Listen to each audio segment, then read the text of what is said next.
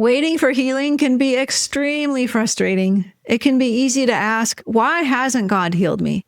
It might feel like you've done all you can, and yet you're still waiting and wondering why you're not healed.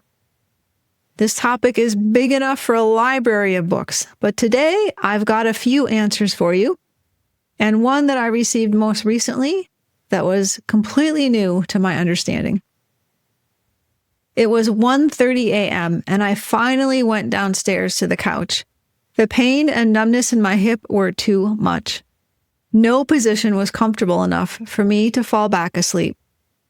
I've been a healer all of my adult life, first as a physical therapist for 23 years, and then energy work for the past decade. I had been using all of my knowledge and was still not making progress. Okay, I thought, since I'm up, I might as well see what I can do to heal this. Mentally, I went into my toolkit and decided to just do some writing and see what would come up. I love free writing as a way to process and find understanding. If you are stuck on something, try just writing. Now, if writing isn't your thing or you feel resistance to that idea, pick up your phone and record yourself speaking. What's important is that you're either writing or you're speaking out loud. Thinking it in your head doesn't work. And if you do this, you will be amazed at what comes forth that can help you figure things out. Now, there are 4 other methods that I've used a lot with myself and my clients that are extremely helpful, and I want to quickly share those with you. The first one is Louise Hay, You Can Heal Your Life. If you're not familiar with her, she's passed away. She grew up in a household where she experienced physical and sexual abuse, obviously emotional as well.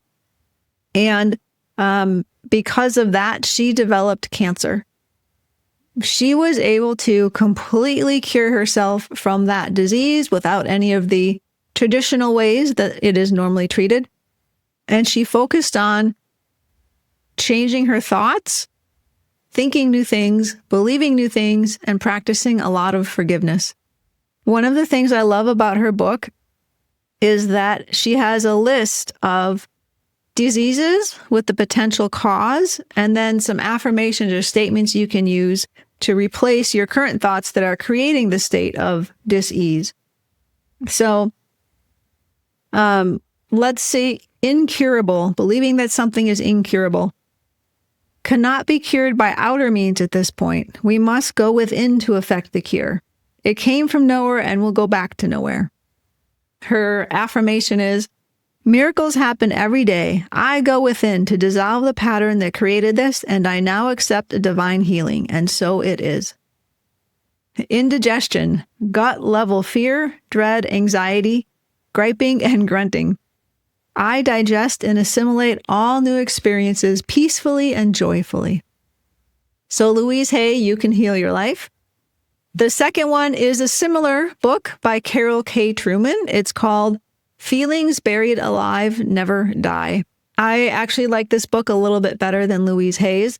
She's very similar with her list of dis-eases and then possible causes for them in the back. For example, anxiety, feels unable to call the shots in life, feels boxed in, or feels helpless to effect a change. Let's find one other one. Fatigue, resisting life, feeling bored, not enjoying your place in life, or experiencing burnout in one's job or relationship.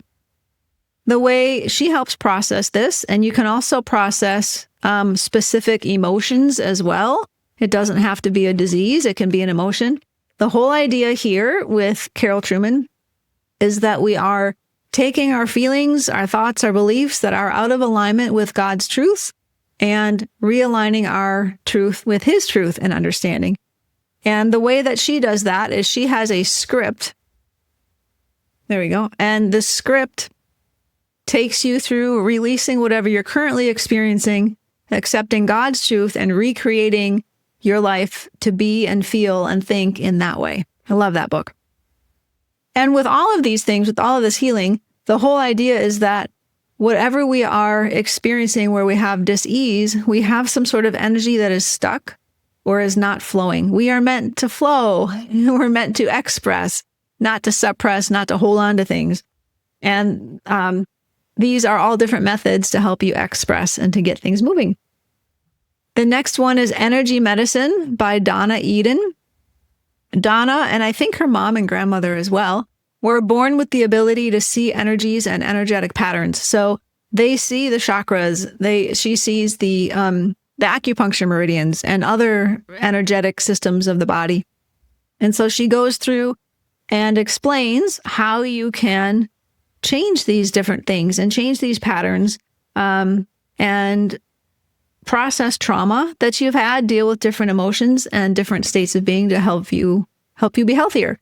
She also offers classes and courses, as far as I know, that you can take as well.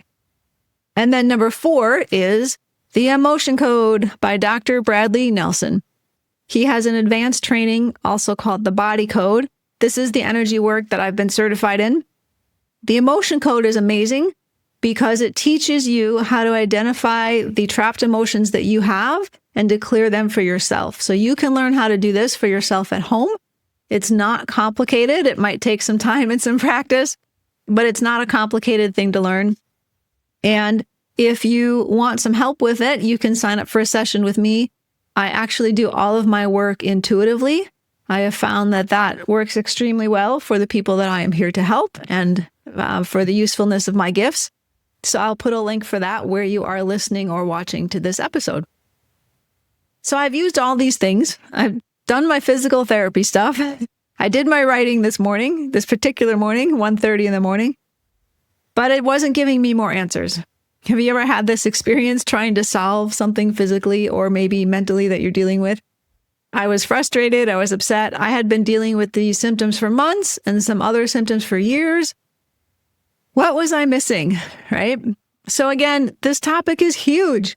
It's not something we're going to cover and give you a complete answer to in the next 5 or 10 minutes, but I'm going to give you a few things that will help. Now, one thing that is important to understand is where this all fits in with the gospel of Jesus Christ. So the first thing is that we are in a fallen world, right? We are not in Eden, nor are we again perfected and in the celestial kingdom. We are in a fallen world, and there will always be pain and suffering and disease because we're here and we're learning. We're not perfected, so it's going to take time. So it's not realistic to think that we're going to be free from all disease or that all things will be healed while we're here. But that doesn't mean that we don't try to create as much health and vitality as we can for ourselves and for others.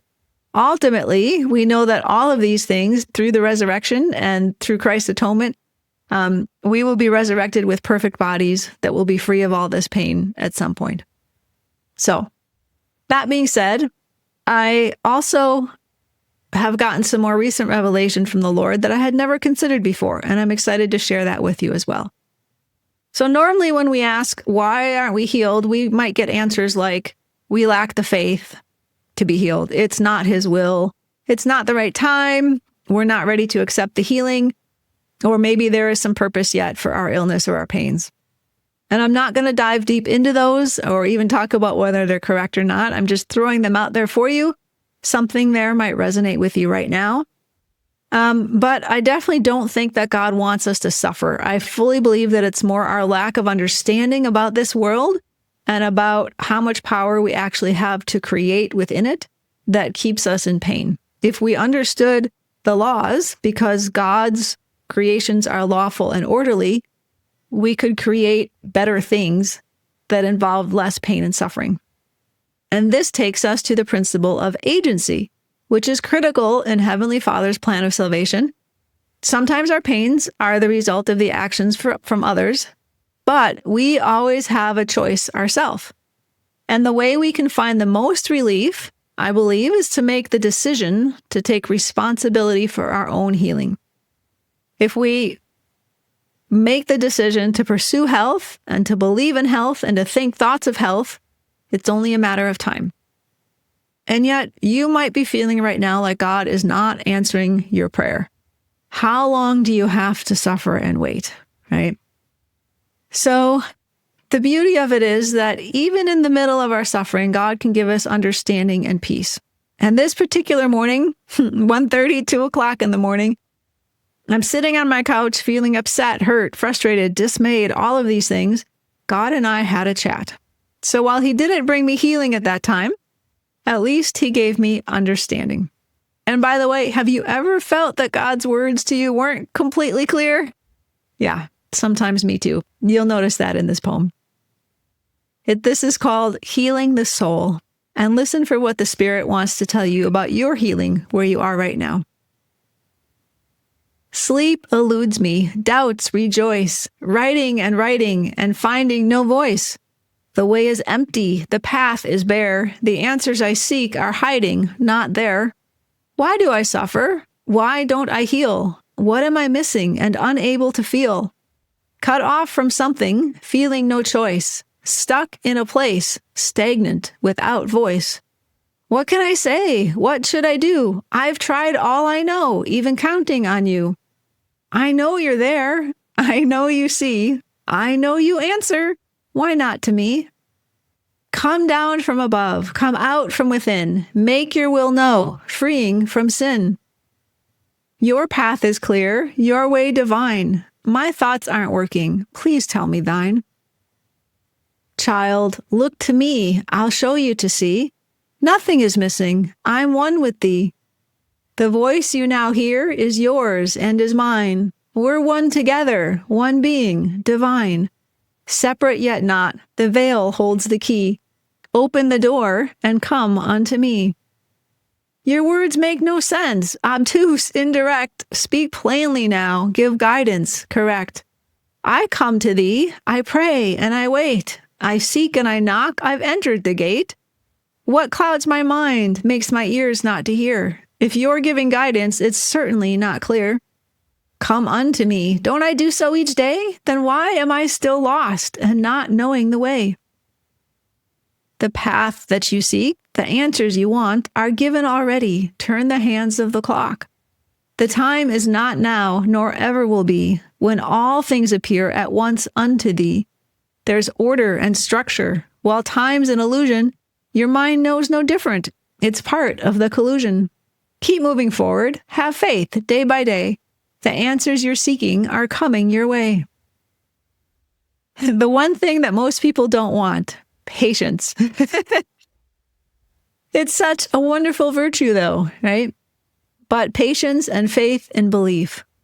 God is there in all of our pains and hurts. He's always with you. And the answers we seek are coming because we're promised that over and over again. As we ask, seek, and knock, he will give us the answers and the healing we seek for. Now, since I have received this poem, I've learned some more that was completely new to my thought process. And that came because I have had the joy of experiencing night sweats for years now, to varying degrees. I've done energy clearing, and I even did some hormone replacement therapy for a while.